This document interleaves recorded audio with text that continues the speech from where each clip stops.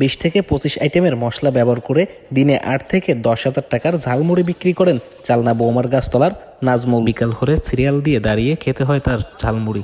স্বাদে গন্ধে তার মুড়ি এই উপজেলার সেরা ঝালমুড়ি বলে জানান অনেকেই।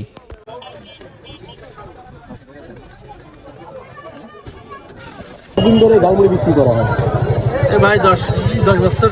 10 বছর ধরে এই ঝালমুড়ি বিক্রি করা হয় কত টাকা করে? সর্বনিম্ন 10 টাকা।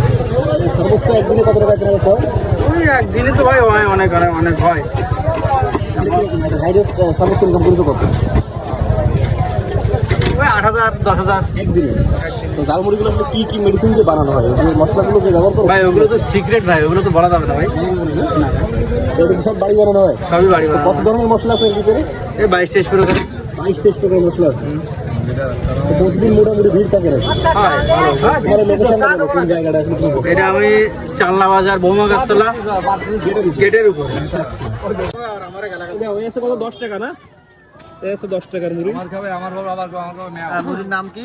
মুড়ির নাম হচ্ছে এই যে আমাদের নাজমুল ভাইয়ের স্পেশাল মুড়ি। এটা হচ্ছে চালনা বাজার বৌমার গাছতলা, ঠিক আছে? আপনারা আসবেন। Happy taste. হ্যাঁ, ডায়লগটা দাও, হ্যাপি টেস্ট। আর ভিড়, প্রচুর ভিড় পড়ে এখানে, সবসময় ভিড় থাকে, কিন্তু বানাতে পারে না, ঠিক আছে? এই যে দেখেন একের পর এক বানাচ্ছে। এই যে মশলাপাতি দিয়েছে রেডি হচ্ছে যে